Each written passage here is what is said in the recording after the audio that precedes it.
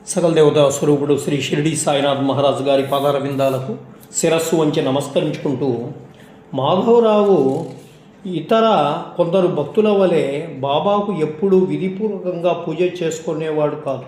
బాబా కోసం అల్పాహారం, భోజనం వంటి వాటిని నైవేద్యంగా సమర్పించేవారు కాదు. అయినప్పటికీ తనకు బాబాపై అచంచలమైనటువంటి అపూర్వమైన ఏకనిష్ట దృఢమైనటువంటి భక్తి ఉండేది.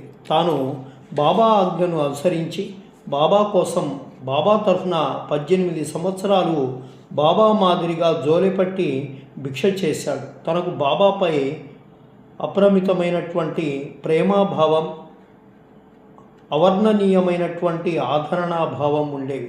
తన నాలుకపై సాయినామం నిరంతరం నడయాడుతూ నాట్యమాడుతూ ఉండేది. అసలు తాను బాబాయే లోకంగా ఉండేవారు. తనకు ఇంకొక ప్రపంచం తెలియదు, వేరే వ్యాపకం అంటూ లేదు. రోజులో అధిక భాగం బాబా వద్ద కూర్చోవడం, బాబాతో ముచ్చటించడం, మిగిలిన సమయంలో ఇతర భక్తులకు బాబా లీలను వర్ణించడం, వారి సంగతులను బాబాకు నివేదించడం, బాబా చెప్పింది తిరిగి వారికి తెలియపరచడం, ఇలా తన రోజు గడిచిపోతూ ఉండేది. అలా బాబా స్మరణలో తాను ఎంతగా లీనమయ్యాడంటే తన నాలుకే కాదు, తన ఉచ్ఛ్వాస నిశ్వాసాలు కూడా సాయి స్మరణలో సమ్మిళితమై ఉండేవి. తన నాలుక, తన హృదయం, తన మనస్సు, చివరకు తన ఊపిరి కూడా బాబాని.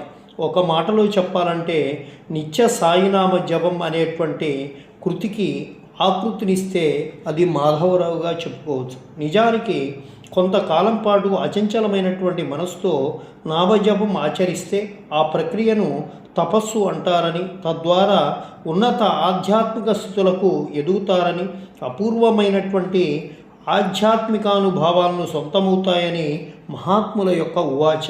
మరి సుమారు 40 సంవత్సరాలు ప్రత్యక్ష సద్గుని సాన్నిధ్యాన్ని పొంది, సుమారు 60 సంవత్సరాలు నిరంతరాయంగా సాయినామ స్మరణ చేసుకున్నటువంటి మాధవరావు ఎంతటి ఉన్నత స్థితులకు ఎదిగి ఉండాలి. అటువంటి ఒక అద్వితీయమైనటువంటి అత్యున్నతమైన ఆధ్యాత్మిక అనుభవం సాయి దర్బార్లో మరి ఏ ఇతర సాయి భక్తుడు పొందని విధంగా మాధవరావు సొంతమైంది. ఆనాటి భక్తులను ఆ లీల ఎంతో సాంబ్రమాశ్చర్యాలకు లోను చేసింది. దాదాసాహెబ్ కపర్దే అయితే తాను ఉచ్చశ్రేణి పారమార్థిక గ్రంథాలలో చదవడమే కానీ ఎన్నడూ కనీవిని ఎరుగని లీలలను మొట్టమొదటిసారి జీవితంలో ప్రత్యక్షంగా చూశారు అని చెప్తారు.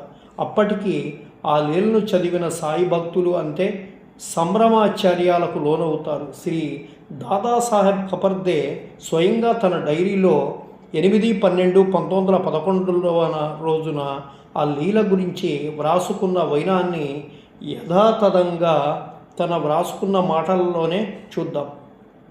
మాధవరావు దేశపాండే అక్కడే ఉన్నారు. తాను నిద్రపోతున్నాడు. నేను పుస్తకాలలో చదివిందే కానీ ఎన్నడూ అనుభవించని విషయాన్ని నేను నా కళ్ళతో చూశాను, నా చెవులతో విన్నాను. మాధవరావు యొక్క ప్రతి ఉచ్ఛ్వాస నిశ్వాసలో సాయినాథుడు ఉన్నాడని, సాయినాథ్ మహారాజ్, సాయినాథ్ బాబా అనేటువంటి శబ్దం అత్యంత స్పష్టంగా వస్తూ ఉండేది. తాను గురక పెట్టినప్పుడైతే ఆ శబ్దాలను దూరం నుంచి కూడా స్పష్టంగా వినవచ్చు. ఇది నిజంగా అత్యంత